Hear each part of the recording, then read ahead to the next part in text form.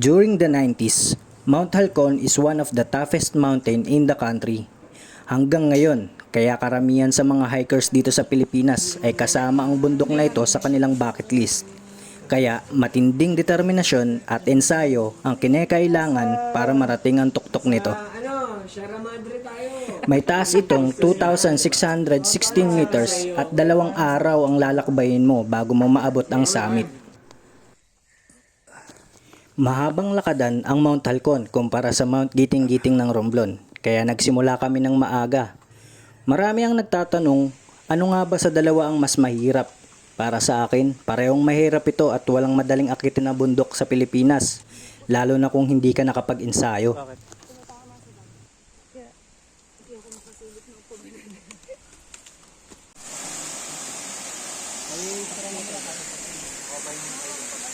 Almasal muna kayo. Pati, ito yung Bangulo, Paul.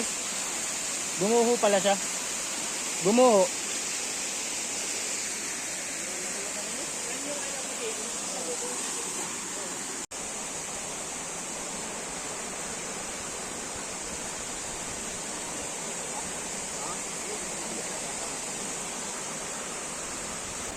Hindi kumpleto ang Halcon experience mo kung hindi ka kakapitan ng limatic. Hindi ito masakit mga at kalaunan ay masasanay ka na rin lang sa kanila. Para mabilis silang tanggalin ay sprayan lamang ito ng alkohol. Kapag sa mata naman ito kumapit, ay lagyan ng alkohol ang cotton buds at saka ito ipahid sa limatic. Iwasang puwersa yung tanggalin ng mga ito dahil magdudulot ito ng labis na pagdurugo. Sa di kalayuan ay tumambad sa amin ang trosong ito. Patunay ito na hindi pa nauubos ang mga illegal loggers sa bayan ng Bako.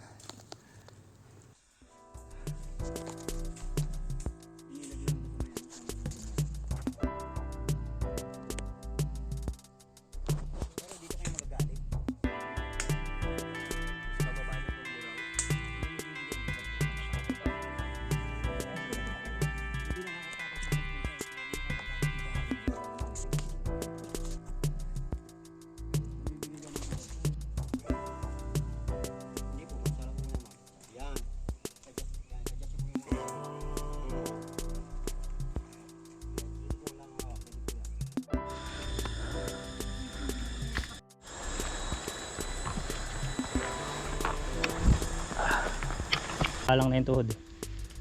Dahan-dahan lang. Hindi pinutol naman. Sige, sila, upo ka lang. Dagan mo. Hanap na ako question.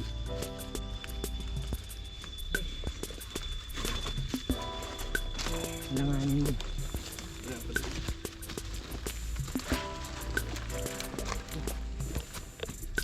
Ilang ano na tayo?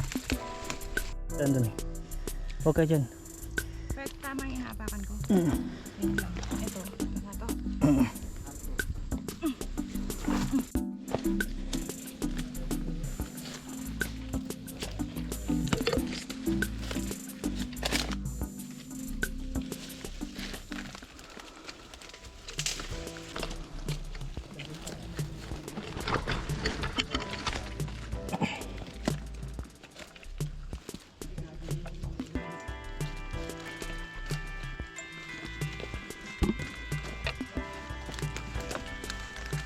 Yan na. Bukas. Ah.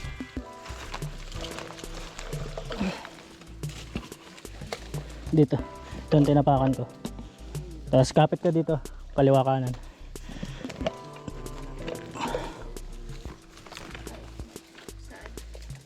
Sige, tungtong ka dyan. Ito. Ah. Ito. Aray ko. Ay.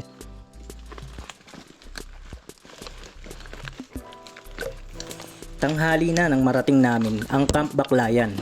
Katumbas ito ng Camp Aplaya kapag sa traditional trail ka dumaan. At dito na kami manananghalian. Yun nga lang, walang water source dito sa Baclayan kaya obligado kang bumaba sa ilog Dulangan.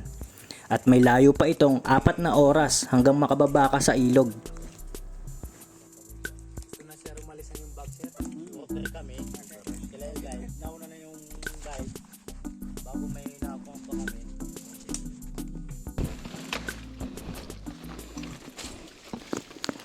Malalim ang mga bangin pababa ng Ilog Dulangan. Kaya huwag magmamadali at siguraduhin solid ang tatapakan ninyo at kakapitan. Hindi pa ito nasusukat kung gaano ito kalalim. Buti na lang, masukal, kaya hindi mo masyado matatanaw ang lalim nito. Nakakadagdag ka ba pa dito ay ang mga ugat lamang ang tatapakan mo.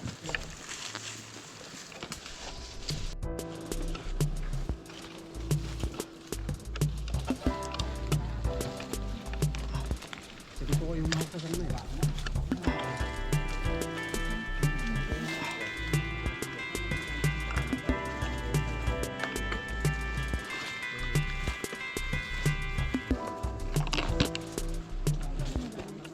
Wait lang, wait.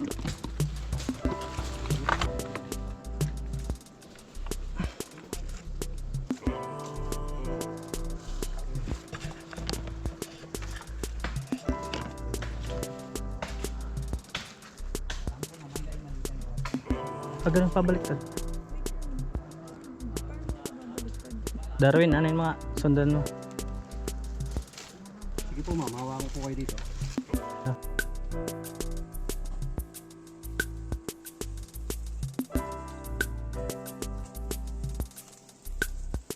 Tagas-tagas dati nung oras. Ito. Ano kala? Oo nga, noon nga sabi ko. Oo nga, sabi niya. Saka ng isang, yan.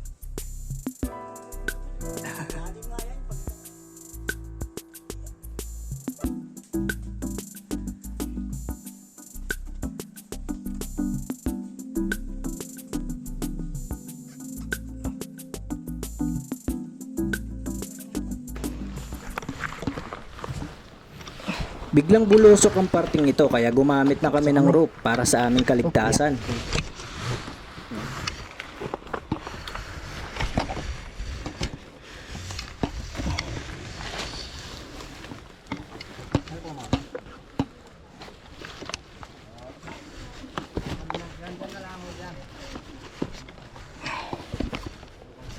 Sige, bitawan mo para hindi tumitigas.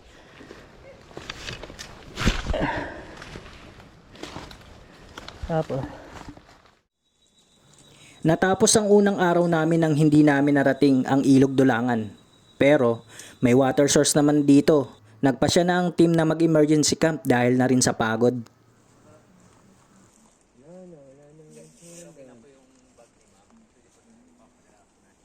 padala mo na kat para ano. Sige, kuya. Memorable sa akin ang wall na ito dahil noon nadulas ako dito at akala ko yun ang huling akit ko sa Mount Halcon. Kaya tawag dito ng mga lokal ng Banilad ay Lexter's Wall. Hindi ito opisyal at biruan lamang. Kaya naging landmark ito na malapit na sa Ilog Dulangan.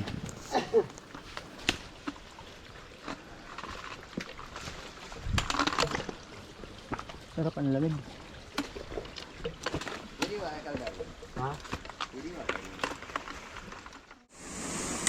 Sa wakas ay narating din namin ang Ilog Dulangan. Malaparaiso ang ganda nito. At ibig sabihin lamang yan ay nasa kalahati na kami ng bundok Halcon. Malamig at sobrang linis ng tubig dito. Siguradong mapapawi ang lakas mo at parang walang nangyari sa hike mo kahapon.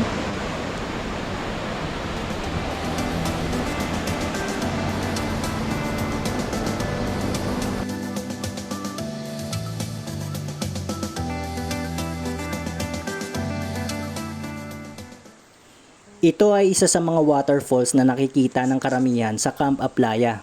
At ibig sabihin lamang niyan ay malapit na kami sa summit ridge ng Mount Halcon. Filber. Yeah. Lab.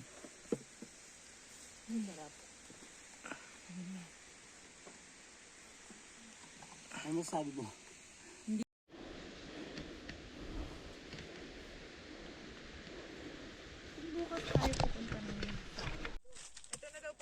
Ay no. At nakalabas na din kami ng masukal na gubat. At nasa ridge na kami o balikat ni Sialdang. Nagmistulang higante kami sa liit ng mga puno dito. At dito na din kami magpapalipas ng gabi dahil may water source dito. Camp Boulevard ang tawag ng mga guide sa lugar na ito. Hindi malamig at ligtas sa malakas na ulan ang lugar na ito dahil napapalibutan ito ng mga lumot at bonsai trees.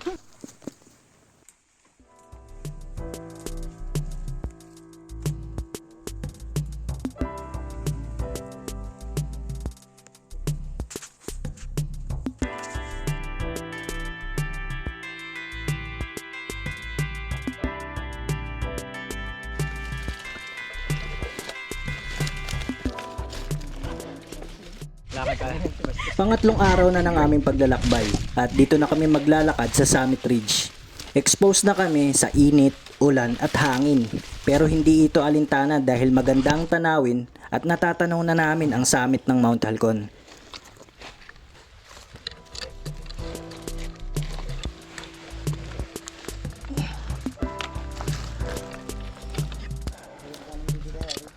Ha?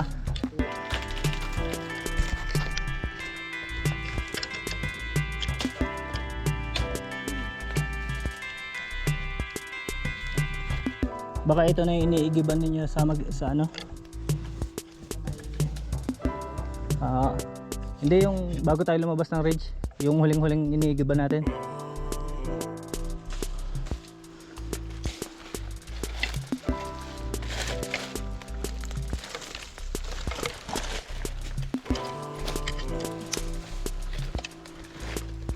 Wag to, malambot.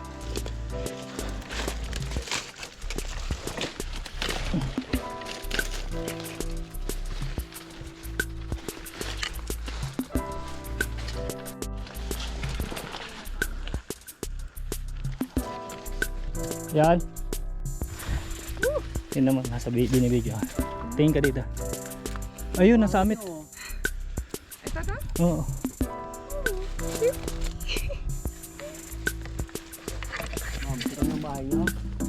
Ayun oh, ayun bahay natin oh. Doon. Yung banda dyan. Yun, may kakasada na yan. Ito yung ilog. Yun, yung may puting patratos na yun. Yan ang dyan yung kulay blue. Ano? Alam kong pagod na ang asawa ko pero alam kong hindi siya susuko. Nawala ang pagod niya nang matanaw niya na ang summit at bahay namin sa ibaba. Nag-uumapaw lalong kagustuhan niya maakyat ang tuktok nito.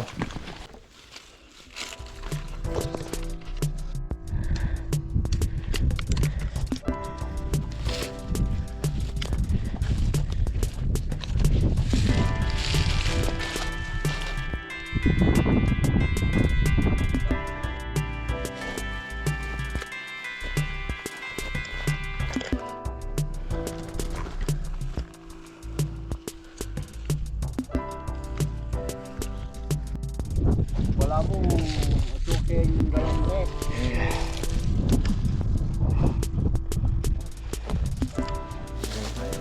Dalaw, lalamigin tayo dito.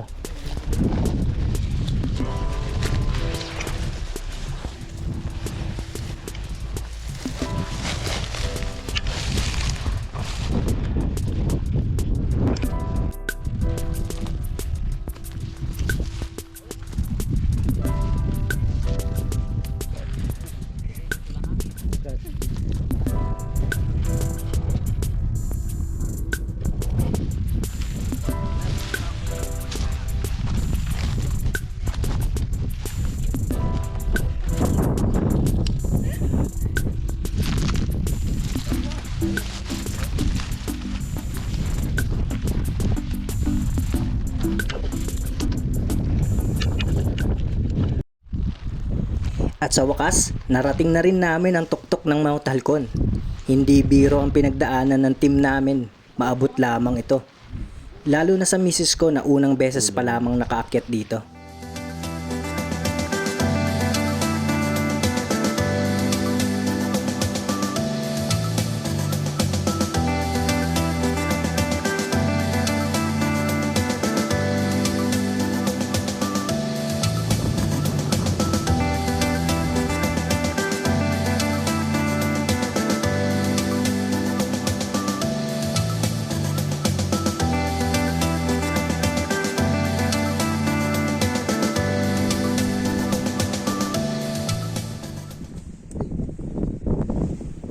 At biglang sumungit ang panahon. Normal na ito sa Mount Halcon.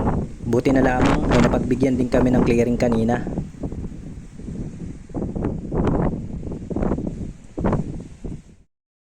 At pagsapit ng dilim ay muling nagpakita ang pumosong sea of clouds ng Mount Halcon.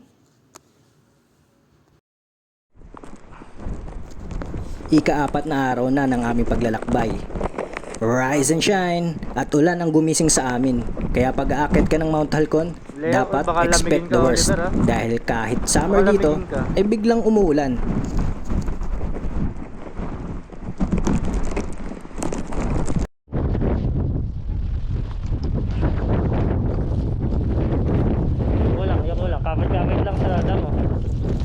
Simula na ng aming pagbaba at dito na kami dadaan sa traditional trail. Bangin ang magkabila kaya sa gantong sitwasyon, yumuko ka lamang at humawak sa bonsai para hindi ka mawala ng balanse sa lakas ng hangin. Isa pang tip, magsuot ng trek pants o leggings kapag tinatahak ang knife edge dahil matalas ang mga halaman dito. Yoko.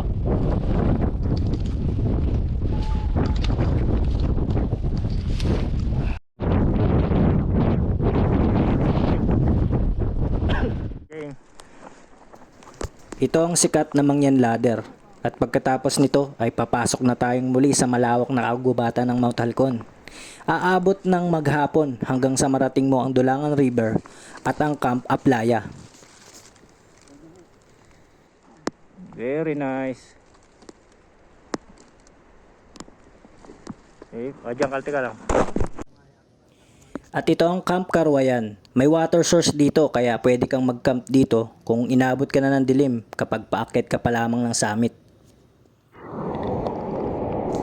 Kailangan mo nang tumawid ng Ilog Dulangan bago pa man dumilim dahil napakadelikado nito lalo na pag umuulan. 1 hanggang 2 oras ang distansya ng Ilog Dulangan at Camp Aplaya. Maghapon ang ulan na nagpahirap sa aming paglalakbay. Buti na lamang ay sapat ang aming pagkain at talagang napaghandaan namin ang sitwasyon dito sa pag-akyat sa tinuturing na isa sa pinakamahirap akyatin na bundok sa Pilipinas. Dito na din naubos ang karga ng aking mga baterya. Sana ay nag-enjoy kayo sa panonood ng aking dokumentaryo at patuloy na suportahan ang aking mga paglalakbay. Hanggang sa muli kaibigan.